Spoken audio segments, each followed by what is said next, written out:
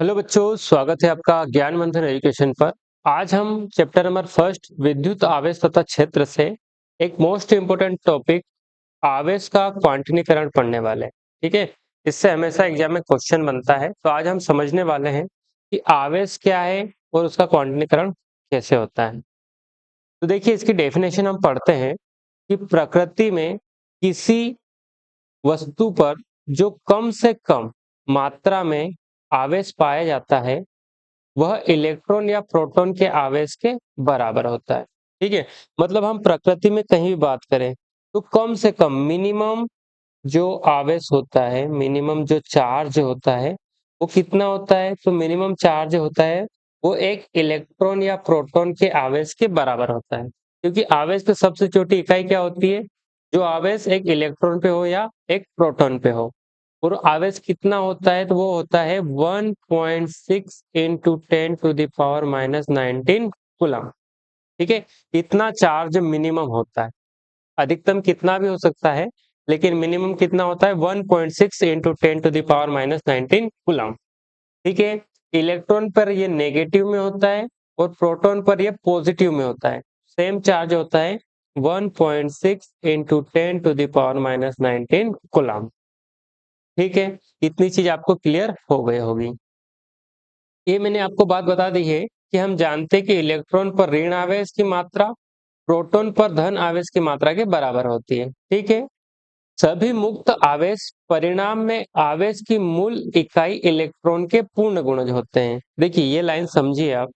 क्या होता है कि कोई भी हमारे पास एक पदार्थ है, ठीक है, अब हम क्या करेंगे, इस पे जितना भी चार्ज है, हम मान लेते हैं कुछ चार्ज यहाँ पर है, कुछ चार्ज यहाँ है, कुछ चार्ज, ऐसे चार्ज फैला हुआ है।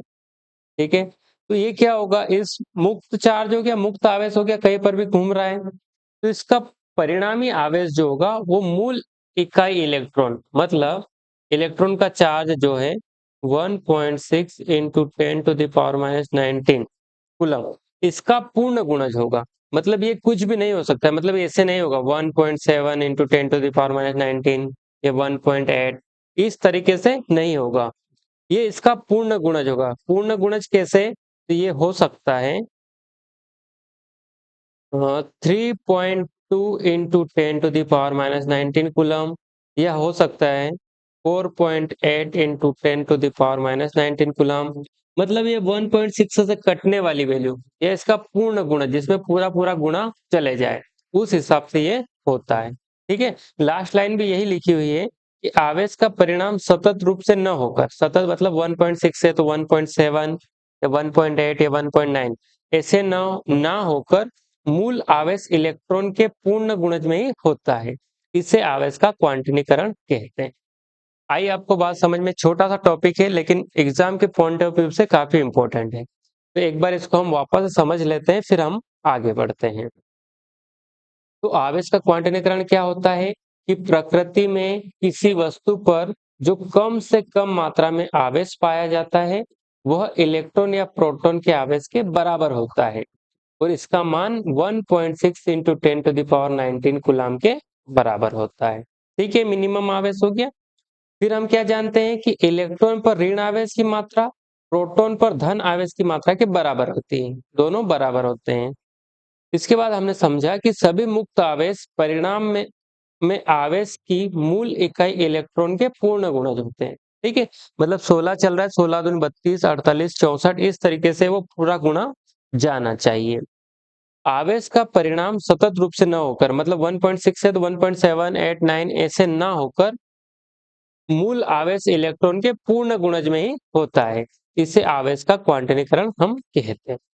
इतनी बात क्लियर हो गई, तो हम आगे बढ़ते हैं। अब पढ़ते हैं क्वांटनीकरण का कारण, ये होता क्यों है। तो किसी पदार्थ के आवेशित होने में इलेक्ट्रॉनों की भूमिका होती है। ठीक है, कोई भी हमने पदार्थ ले लिया, इसको हमको चार्ज देना है, आवेशित करना है, तो इसमें क्या चाहिए, हमको इलेक्ट्रॉन चाहिए, उन्हीं की भूमिका होती, तभी ये चार्ज हो पाएगा। इलेक्ट्रॉनों का स्थानांतरण केवल पूर्ण संख्या में ही होता है। मतलब एक और मेरे पास कोई पदार्थ है, इसको मुझे चार्ज देना है, तो यहाँ पर पूर्ण रूप से इसका स्थानांतरण होगा। मतलब ऐसा नहीं कि यहाँ पर 1.6 चार्ज है इंटू 10⁻⁻19 चार्ज, इसका आधा चार्ज आ जाए, या 1/2 चार्ज आ जाए, ऐसा नहीं होगा। पूरा का पूरा इलेक्ट्रॉन पे जितना चार्ज है उतना ही चार्ज यहाँ पर आएगा। ठीक है, पूर्ण रूप से स्थानांतरण होता है। अतः किसी पदार्थ पर एक इलेक्ट्रॉन के आवेश इलेक्ट्रॉन के पूर्ण गुणज में ही पाया जाता है। ठीक है, मतलब 1.6 के गुणज में ही हमेशा पाया जाएगा। अब आवेश की योज्यता देखते हैं, तो आवेश की योज्यता क्या होती है? विद्युत आवेश योज्य होते हैं, मतलब इनको हम योज्य का मतलब जोड़ना है, इनको हम जोड़ सकते हैं। किसी भी पदार्थ की कुल आवेश उसके विभिन्न भागों में उपस्थित समस्त आवेशों के बीजीय योग के बराबर होता है। मतलब अगर मैं ऐसे ले लूं, यहाँ पर मैं मान लेता हूँ 10 कूलाम का चार्ज है। ठीक है, ये अलग अलग इलेक्ट्रॉन ले लेते हैं हम, ऐसे 10 है, तो क्या करेंगे हम? 10 इंटू 1.6 इंटू 10⁻⁻19 कूलाम, ये इसका क्या हो जाएगा? योज्य आवेश, ये पूरा आवेश। इसमें 10 कूलाम का था तो 10 से हम क्या कर देंगे? मल्टीप्लाई कर देंगे। यहाँ पे 20 का होगा तो 20 का कर देंगे। इस तरह से ये आवेश का योज्यता होती है। तो इस वीडियो में हमको क्वांटनीकरण को अच्छे से समझना था, तो सारे 3 चीजें इसमें जो अधिकतर एग्जाम में पूछी जाती है वो हमने क्लियर कर लिए। अब मिलेंगे अगले वीडियो में नए टॉपिक के साथ, तब तक के लिए धन्यवाद। वीडियो अच्छा लगा तो लाइक कीजिए, अपने दोस्तों के साथ शेयर कीजिए और चैनल को सब्सक्राइब कर लीजिए। Thank you.